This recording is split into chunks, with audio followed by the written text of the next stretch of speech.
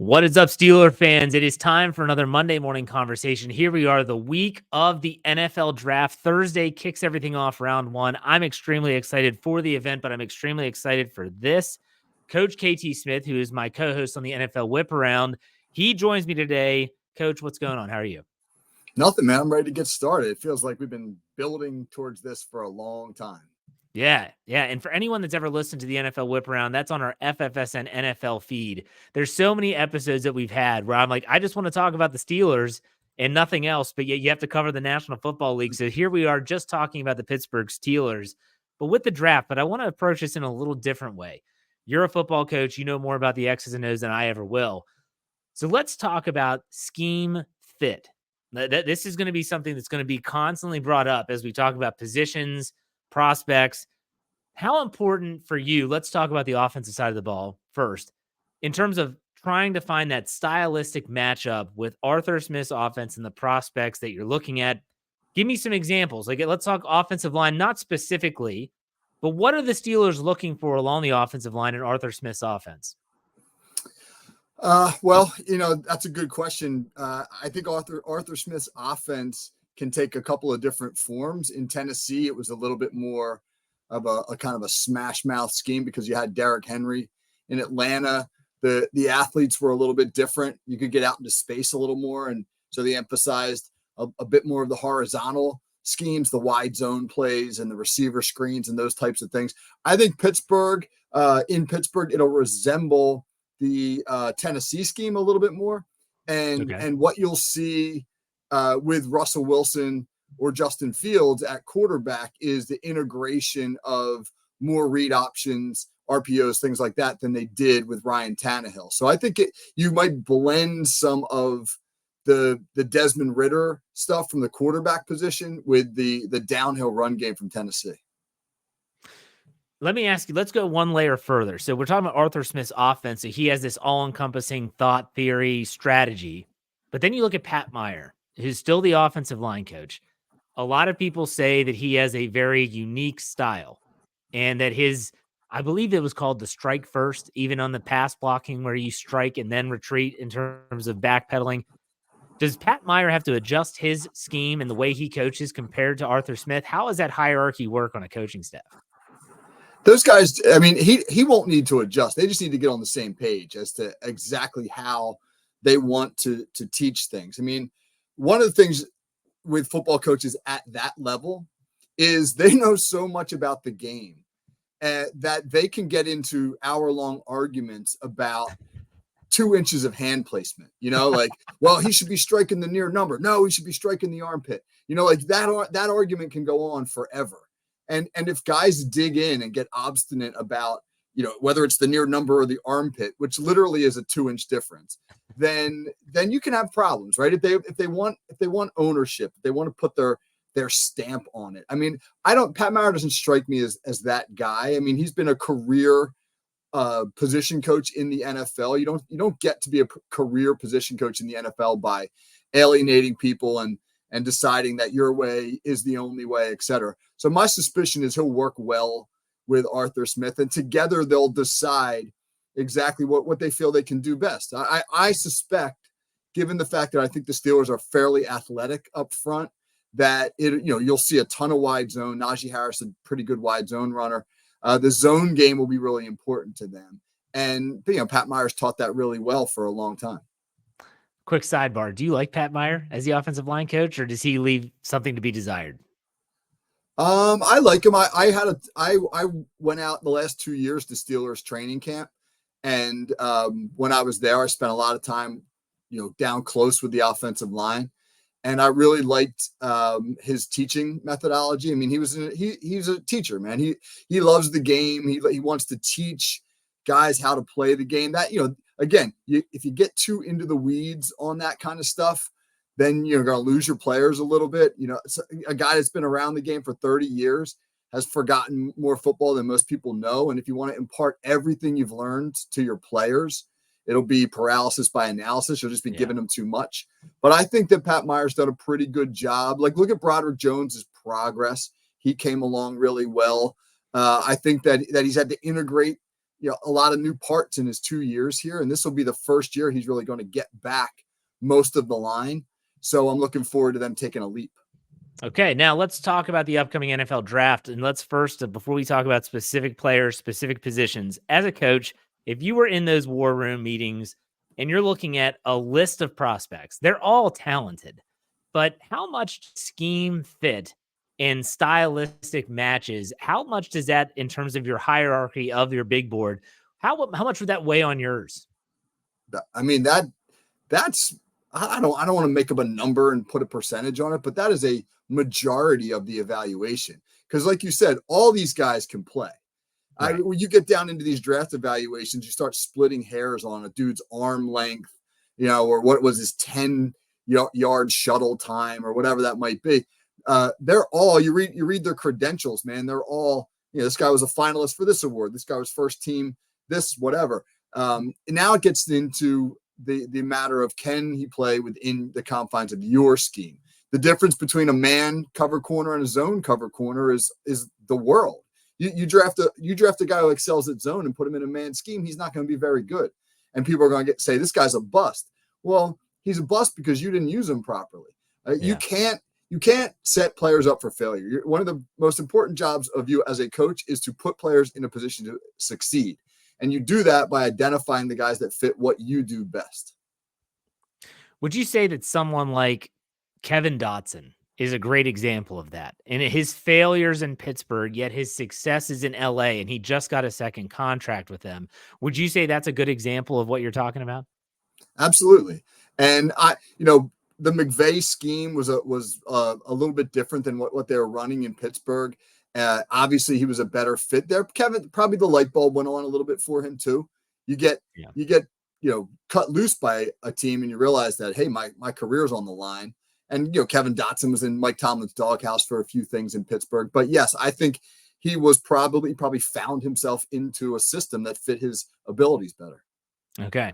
So let's talk about some positions now, because this is what I'm excited to. I want to talk about centers first, because I think that center is atop most people's, if you're talking about team needs, it's number one, because they have no center really on their roster. You have studied all of these guys, from Van Pran, Granger, to Zach Frazier, to Jackson Powers Johnson, Graham Barton, and everyone in between.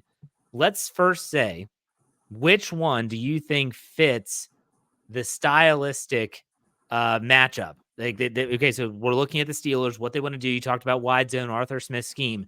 Which center fits that mold the best? I think athletically, Graham Barton fits it best.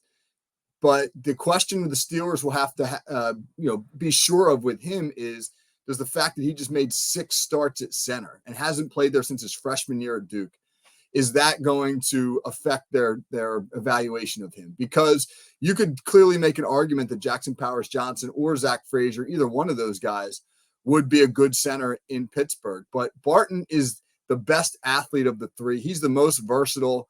He's the guy that, like, when you watch those other two guys on film, Jackson Powers Johnson and Frazier, you say, like, hey, these guys are really good centers. But when you watch Barton on film, you're like, this is a stud offensive lineman. Like his aggressiveness and athleticism separates him. But again, he only had 6 starts, 400 some snaps at center. Those other guys had a couple thousand. And now the question becomes, are the Steelers comfortable that he can make that transition? If they take Barton, they have to go sign a veteran center as well to be the placeholder. I can't imagine they take Barton and then he winds up their day one starter, having not played center competitively since 2020. That strikes me as an unlikely move. So if you were in that war room, would you say, like, we can't take this guy at 20 because, I mean, he's just not ready?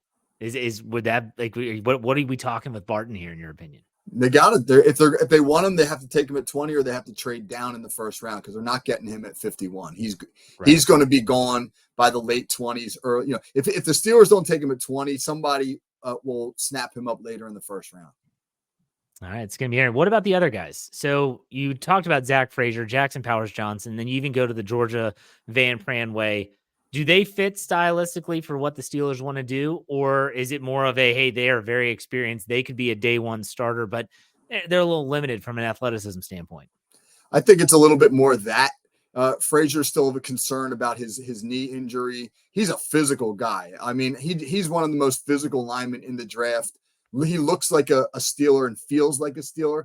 But we have to think about 2024 Pittsburgh Steelers and not the Steelers that we all fell in love with back in the smash mouth Jerome Bettis days, or if you're an old guy like me back in the 70s and 80s. I mean, is he going to be a guy that really can reach like three techniques? I mean, when you run the wide zone play, the center actually has to reach block, which means get to the outside shoulder of the defensive tackle lined up on the outside shoulder of the guard.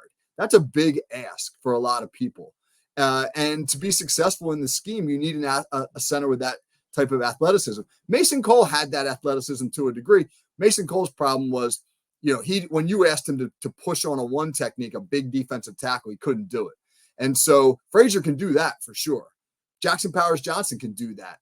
But can those guys play the horizontal game that I suspect we'll see a lot of in Pittsburgh? That's the question.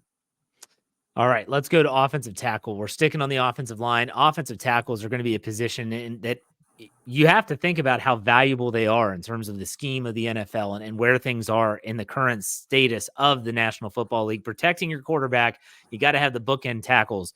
You've done a lot of homework on these players as well. We'll assume that the big name players are going to be gone. Is there anyone, Amarius Mims is the name that always gets brought up, but Amarius Mims, similar to Graham Barton, does not have a lot of experience playing tackle. What's your take on that tier of tackles, and especially Mims in particular? Mims is so hard to evaluate. He's so talented. He is so talented, but he just made 8 starts. That's it. And he got hurt a couple of times and missed a lot of games because of that. I mean, you watch this guy. He's 6'8" and 340 pounds, and he moves so fluidly and so easily. And the number of times that he just ragdolls defenders, just gets his hands on guys, and just absolutely throws them to the ground like a man, running through children. Yeah. And that is obviously very, very attractive. But his technique needs work. He plays like way out over his toes much too often. In pass protection, you see him leaning a lot. He's so big and long though that he gets away with it. But when I was doing my film breakdown on him, I just kept picturing, what would TJ Watt do on this rep? Oh, he'd swat his hands down and bend the edge and get right to the quarterback because Mims is way too far forward. And you can say he absolutely can clean that up. It's just going to take some time and reps and work with Pat Meyer to do it. He absolutely can. But the question would be, how fast would the Steelers want him to play? If they want him to play right now, I don't know if he's ready. But man, a year from now, that guy could be the best tackle in the draft. So were we singing a similar song about Broderick Jones a year ago? Because it sounds the same. Like he doesn't have a lot of starts under his belt. He reeks of athleticism. He's super talented. The ceiling is crazy, but it's going to take some time. And he didn't really start until I think it was week 4 or 5 against Baltimore. He started on the left side, then transitioned over to the right for the remainder of the year. Similar story with Mims. You think that they're on a similar career path if the Steelers were to take him? 100%, because obviously you have Dan Moore Jr. in place, and you wouldn't need to start Mims right away. It's a little bit of a different story than the center position where you need a guy to start right away, unless, of course, you sign a free agent. So I think, yes, they have their time with him. I think that he's the guy that honestly, I think if the Steelers could really just say, give us whoever we want in that spot who fits what we want to do without having to worry about any other concerns, does he need to start right now, et cetera, et cetera. I think Mims is the guy that you look at and you say, man, if you put him and Broderick Jones as the 2 tackles, you're set there for the next 5 years. That feels to me like the smartest move. So let's just do a scenario here. The Steelers stay at 20. They're not moving off at 20. They're not trading back. They're staying at 20. Graham Barton is available, and so is Amarius Mims. Who are you taking? Mims.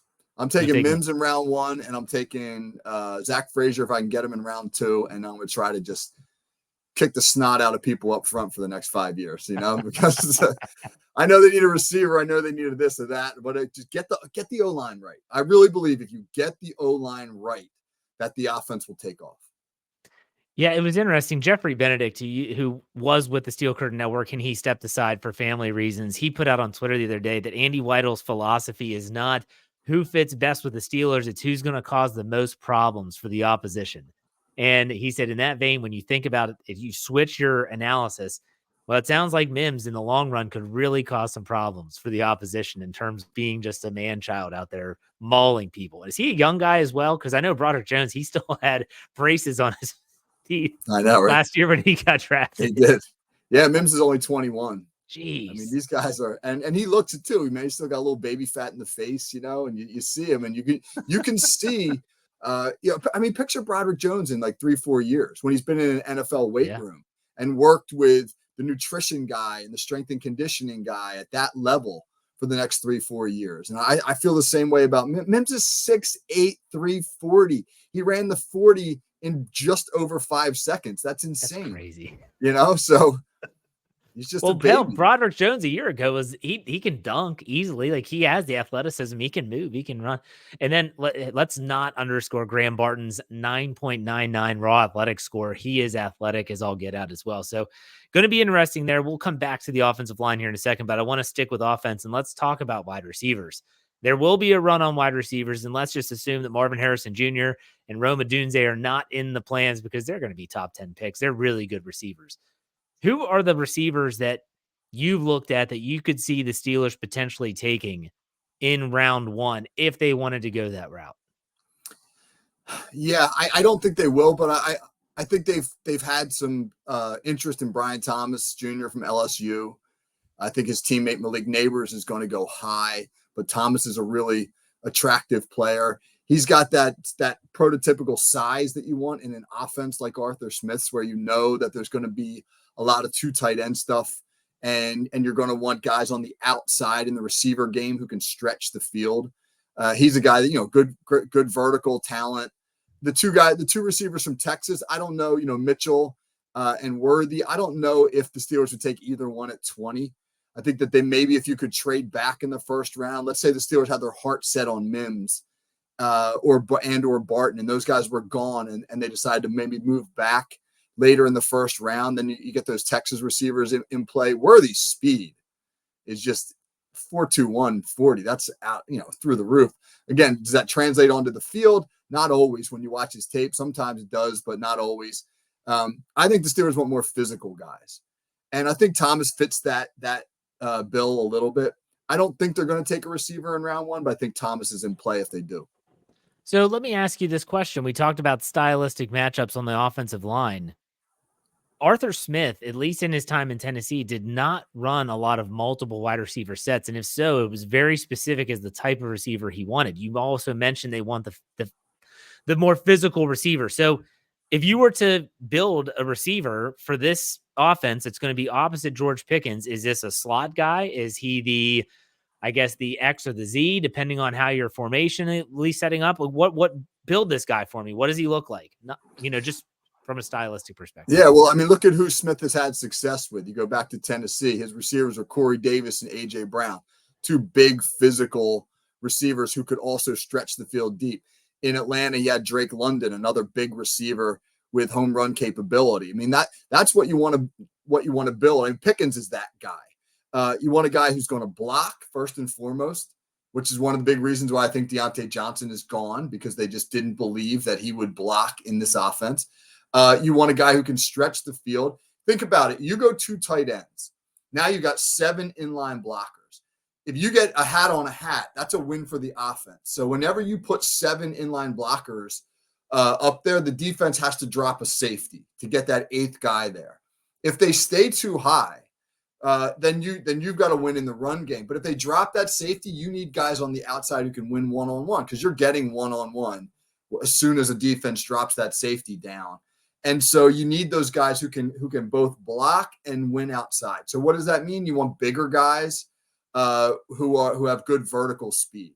And so again, man, I mean, hey, the guys at the top of the draft, all of them fit that bill. But you get into the 20 range and it thins out a little bit. That's why I think Thomas is a consideration. More so, you look at round 2, maybe a guy like a guy I really like from South Carolina, Xavier Legette, because 6'1" and 227 pounds and physical, but with good, 4.4 speed, he seems to fit that bill as well. The slot receiver types, there's some good ones, a Roman Wilson. My God, Ladd McConkey is a guy I love, but he won't be around. He's probably in that in-between first and second round. But I just don't know if they fit. I don't know if they fit what the Steelers want. Pearsall from Florida, another one. They don't seem to fit Smith's offense.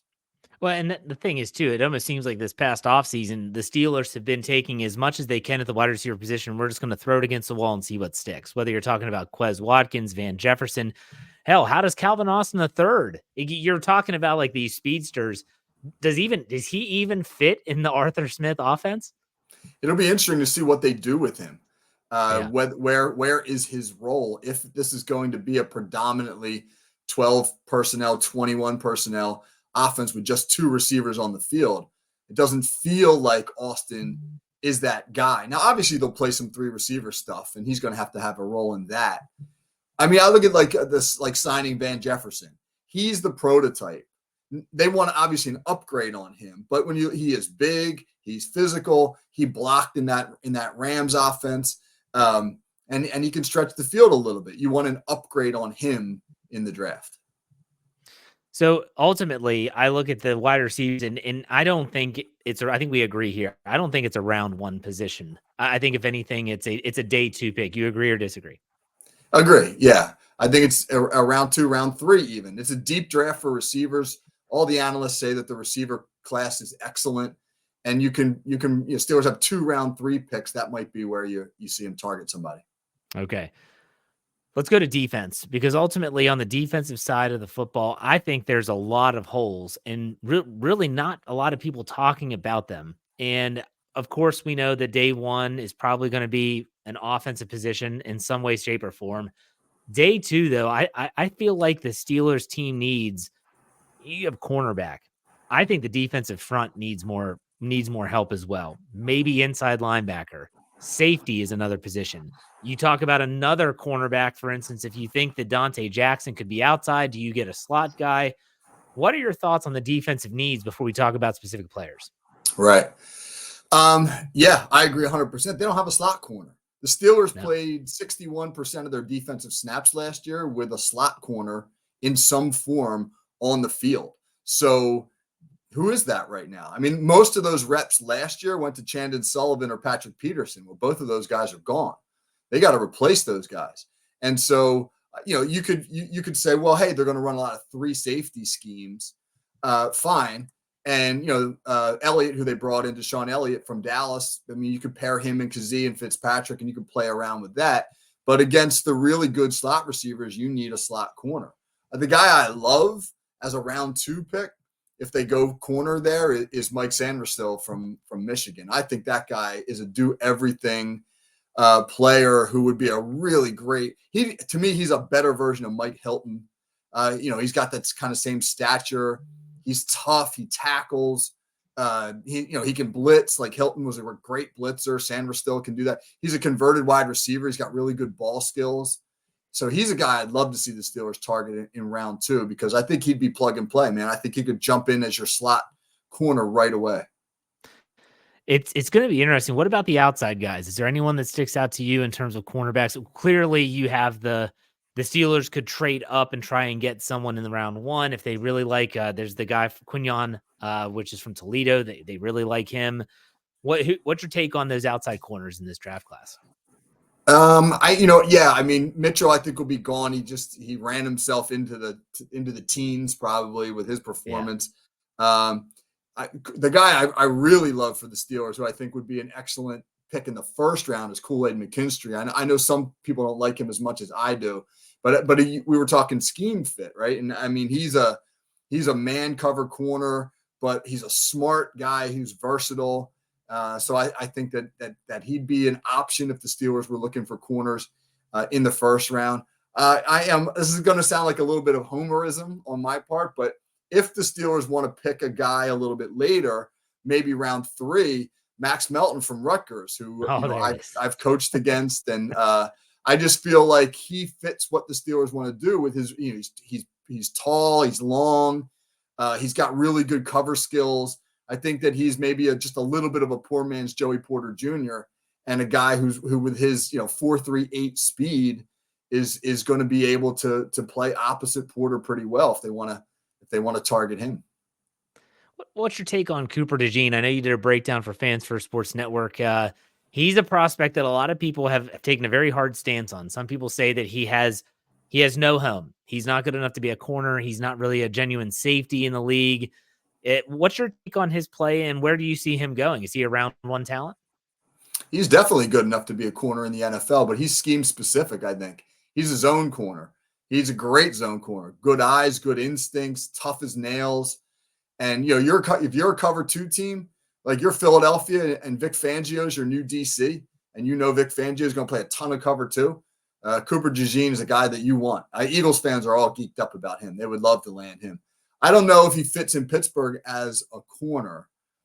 I think he could convert to safety and be a great safety in the NFL. Just again, what do you need to play safety? You need versatility, athleticism, smarts, toughness. He's got all that stuff. I just don't know if he's got the elite athleticism, the change of direction skills, the fluid hips, all that stuff to be a man cover corner. Okay. What about the defensive front? And are there any other positions inside linebacker? Do you see the Steelers going in either direction? Not necessarily on day 1, maybe not even day 2, but day 3, are we talking about players that could actually have an impact? I don't know. What's your take on the defensive line, inside linebacker in terms of hierarchy of positional needs? And do you see the Steelers going in that direction?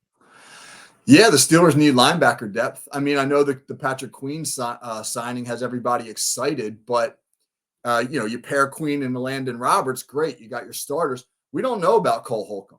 That knee injury was awful. And when he comes back, what's he going to be?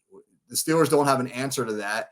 Mark Robinson everybody thought he would take a leap last year. He didn't. So they really have to think about linebacker. To me, if Jeremiah Trotter Jr. is around in round 3, he might still be around there. To me, he's a really interesting prospect because he's instinctual and he's tough and he hits. He doesn't have elite size at the linebacker position, but Mark Robinson's 6'2", 230. That's what Trotter is. So, Robinson was a converted running back. He just hasn't really caught up at the NFL level. Trotter is the son of a former all-pro linebacker who's been playing linebacker since he came out of the womb. So I mean, he's a guy who certainly has the pedigree and the experience and the feel of a Steelers linebacker. All right, so let's finish this up here. Best case and worst case scenarios for the Steelers on day 1 and day 2 of the NFL draft. The Steelers have 4 picks, 1 in round 1. They have 1 in round 2 and 2 in round 3. One of those being the pick from the Kenny Pickett trade with the Philadelphia Eagles. So let's go best case scenario first. Coach, what is your best case scenario? Let's just talk positionally on day 1 and day 2. So you might say day 1, they grab their center. Day 2, they go blah, blah, blah. What is the best case scenario? I think ideally you got those 4 picks. And I know it doesn't work like this where you go, oh, we took a tackle. Now we're going to take a center. Now we're going to take I know it doesn't work like that. But if the Steelers could check off center, tackle, corner, and wide receiver, if they could find guys they love who fit their scheme at those 4 spots, then I think that would be wonderful. Now, obviously, again, it might not work like that, but I think they really have to make a decision on in round 1, are you targeting a center or are you going to target what you feel is the best player? If Mims is there, I feel like the Steelers are going to take him. I feel like he's the best player at number 20 who would fit what the Steelers want to do. And then you circle one of those centers in round 2. Maybe Frazier will be there and you go after him.